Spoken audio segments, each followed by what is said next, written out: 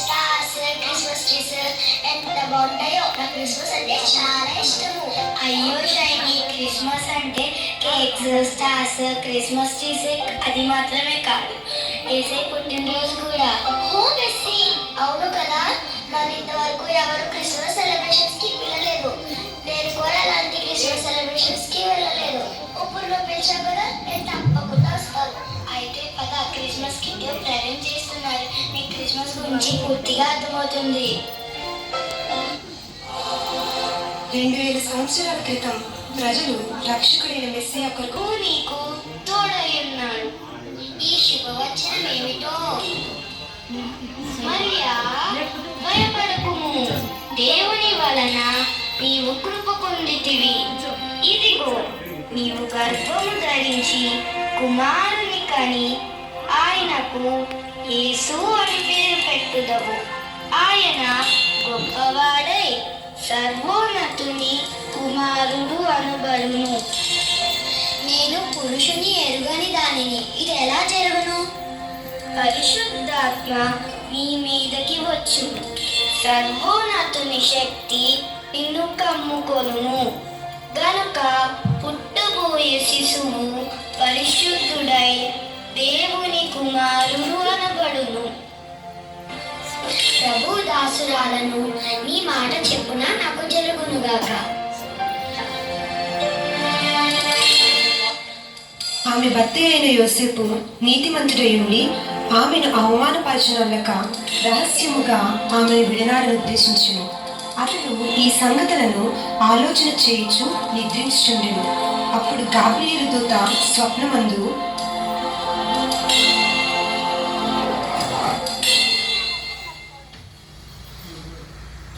దావీదు కుమారుడైన యోసేపు, నీ భార్య అయిన మరియను చేర్చుకొనుటకు భయపడకు. ఆమె గర్భము ధరించినది పరిశుద్ధాత్మ వలన కలిగినది. ఆమె కుమారుని కనును. తన ప్రజలను వారి పాపముల నుండి ఆయనే రక్షించును గనుక ఆయనకు యేసు అని పేరు పెట్టుదువు.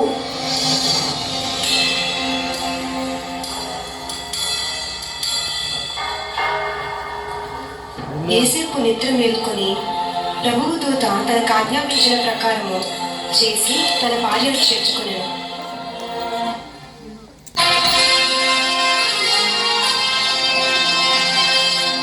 ఇందు మూలంగా యావత్ ప్రజలకు తెలియజేయనదేమనగా, ప్రజా సంఖ్య రాయవలనని కైసరు ఔగుస్తు నిర్ణయించట వలన ప్రజలంతా తమ తమ స్వగ్రామాలకు వెళ్ళి ప్రజా సంఖ్య రాయించుకోవలసినదిగా తెలియజేయడమైనదో.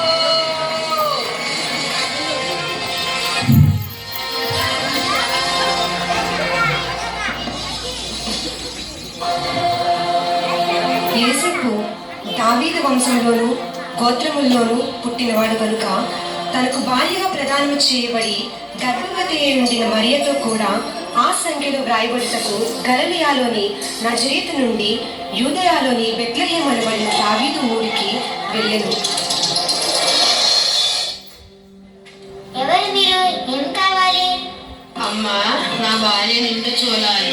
మీ ఇంట్లో కొంచెం స్థలమిస్తారా? ఈ రాత్రికి ఉండి వెళ్ళిపోతాను. క్షమించండి అయ్యా, మేమే చాలా మంది ఉన్నాము. మా ఇంట్లో మీకు స్థలం లేదు.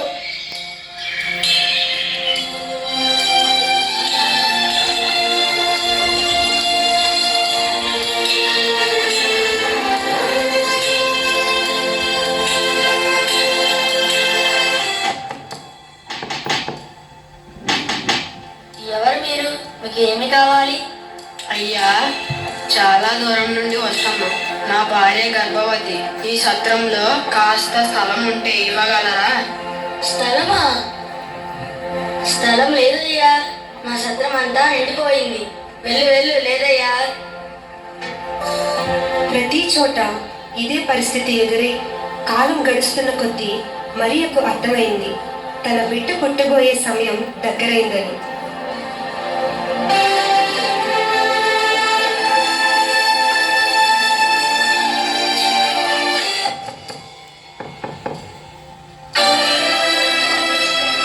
ఎవరు మీరు? మీకేం కావాలి? అమ్మా, చాలా దూరం నుంచి వస్తున్నాం. వస్తున్నాం, అలసిపోయి ఉన్నాం. నా భార్య నిండు చూలాలు. రాత్రికి మీ సత్రంలో కోస్త స్థలం ఉంటే ఇవ్వగలరా? స్థలమా? స్థలము లేదయ్యా. ఒక్క నిమిషం. మా సత్రంలో స్థలం లేదు, కానీ ఈ రాత్రికి మా పాకలో విశ్రాంతి తీసుకోవచ్చు. అది మీకు అంత అనువైన స్థలం కాదు, కానీ బహుశా మీకు ఆధారముగా ఉంటుంది. ధన్యవాదములు.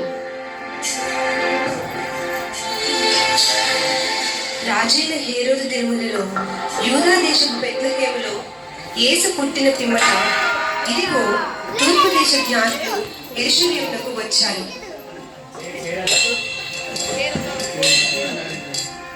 రాజాది రాజు హేరోదు రాజు ఏం చేస్తున్నాడు?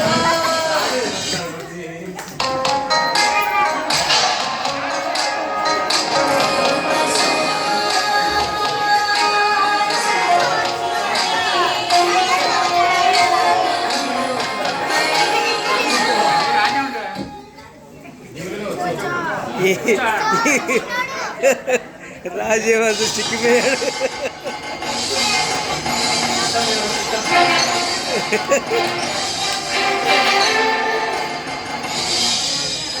రాజా నిద్ర వచ్చిందా? మా సత్రంలో స్థలం లేదు, కానీ ఈ రాత్రికి మా పాకలో విశ్రాంతి తీసుకోవచ్చు. అది మీకు అంత అనువైన స్థలం. జ్ఞానులు వచ్చారు ప్రభు. వారిని ప్రవేశపెట్టండి. ఆజ్ఞ ప్రభు. హేరోదు రాజు గారు మిమ్మల్ని రమ్మంటున్నారు.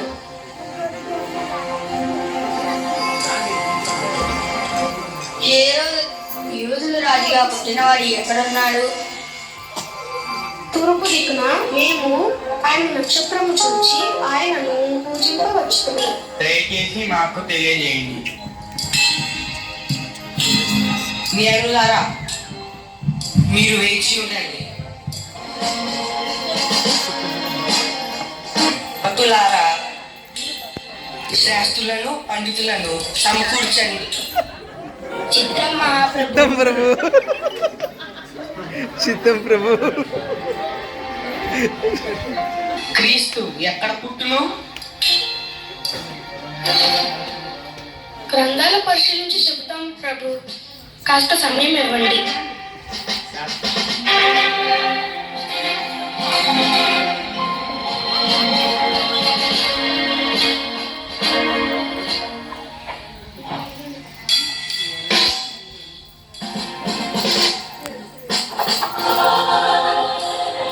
క్రీస్తు రాకను గురించి యెషయా ప్రవక్త ముందే ప్రవచించారు. దేవుడు ముందుగానే యెషయా ప్రవక్త ద్వారా చెప్పించిన ప్రవచన కాబట్టి ప్రభువు తానే ఒక సూచన మీకు చూపును. ఆలకించుడి. కన్యక గర్భవతి అయి కుమారుని కని అతనికి ఇమానుయేలు అని పేరు పెట్టును. ప్రభు మీకా ప్రవక్త కూడా ప్రవచించారు. మీకా ప్రవక్త ఏం ప్రవచించారంటే, యూదయ దేశపు బెత్లెహేమా, నీవు యూదా ప్రధానులలో ఎంత మాత్రం అల్పమైన దానువు కావు. ఇశ్రాయేలును నా ప్రజలను పరిపాలించు అధిపతి నీలో నుండి వచ్చును.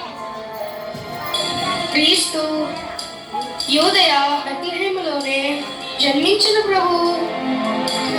సరే జ్ఞానులారా, మీరు వెళ్ళి ఆ శిశువు విషయమై జాగ్రత్తగా తెలుసుకొనగానే నేను వచ్చి ఆయనను పూజించినట్లు నాకు వర్తమానము తెండి.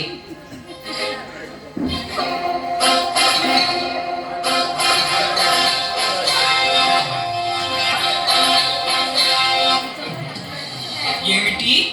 యూదుల రాజా హేరోదు మహారాజు నేనిక్కడ ఉండగా మరి ఒక రాజు పూజించుట అసంభవం. ఆ రాజు అంతు చూస్తాడు.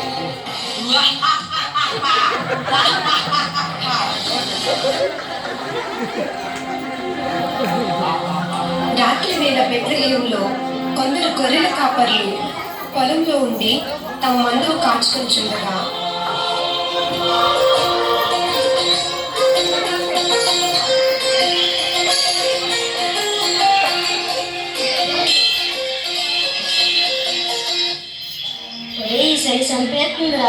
ఈసరికి గొర్రెలు ఎక్కారా మరి? ఏంటి చెప్పండి రా, ఈ చలికి మనల్ని కాసుకోవడమే కష్టం, మరి గొర్రెలు వెళ్ళారా మరి?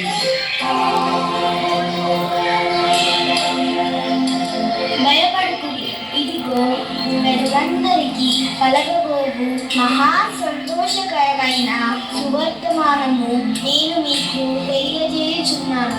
దావీదు పట్టణమందు నేడు రక్షకుడు నీ కొరకు పుట్టి ఉన్నాడు. ఈయన ప్రభు అయిన క్రీస్తు. దానికి ఇదే మీకు ఆనవాడు.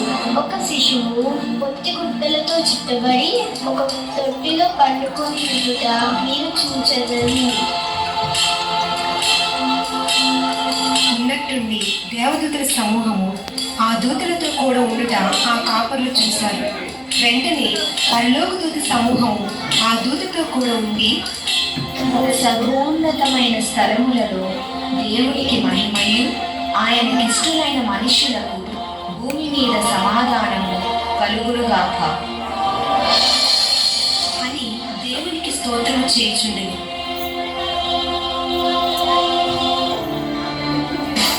దూత పాట పాడుడి, రక్షకుని స్తుతించుడి. నా ప్రభువును పుట్టెను బెత్లెహేమునందున. భూజనులు ఎల్లరూ సౌఖ్య సంభ్రమాయేను. ఆకాశమునందున పాట చాటుడి, పాడుడి, రక్షకుని స్తుతించుడి.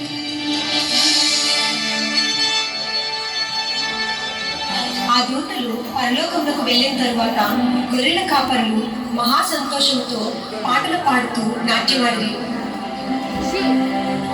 రాజులకు రాజుకుంటేనయ్యా, రాజులకు రాజుకుంటేనయ్యా, రారే చూడ మనం వెళ్దామన్నై, రారే చూడ మనం వెళ్దామన్నై.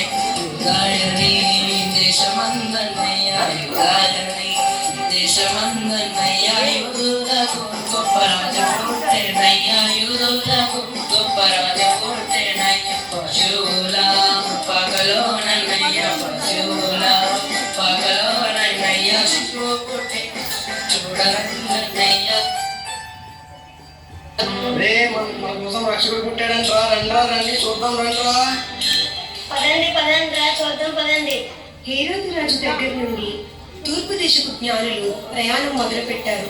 వారు వెళ్తుండగా ఆకాశంలో ఒక వింత నక్షత్రం ప్రకాశించింది.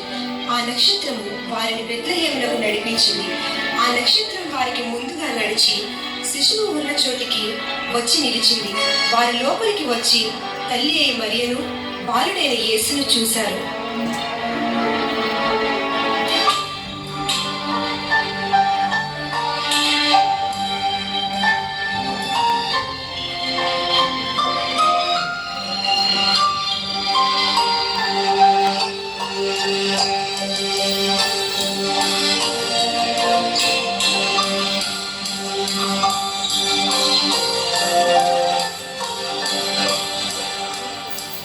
యూదుల రాజా, నేను నిన్ను పూజించడానికి తెచ్చిన ఈ బంగారమును అంగీకరించుము, నన్ను దీవించుము.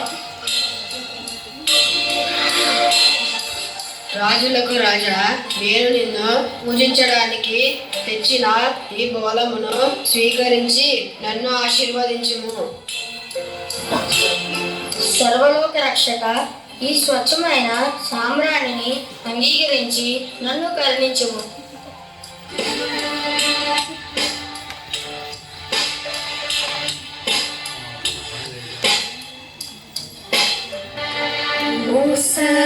భక్తులారా, లోకరక్షకుడు బెత్లెహేమందు నేడు జన్మించెను.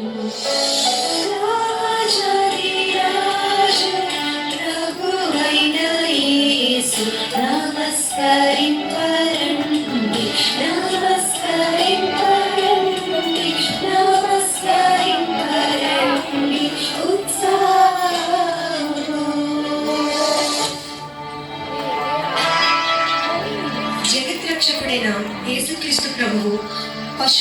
భూమిలో మనుషులందరినీ ప్రేమించి తనను తాను తగ్గించుకొని ఈ లోకంలో జన్మించారు. క్రిస్మస్ అనేది యేసుక్రీస్తు ప్రభు యొక్క ప్రేమను, ఆయన ఈ లోకానికి అందించే రక్షణను, ఆయన తగ్గించుకున్న విధానాన్ని మనందరికీ కూడా తెలియజేసే పండుగ. అందును బట్టి క్రిస్మస్ జరుపుకుంటున్న మనందరం క్రీస్తు ప్రేమను అనేక మందికి పంచేవారుగా సంసిద్ధులవుదాం.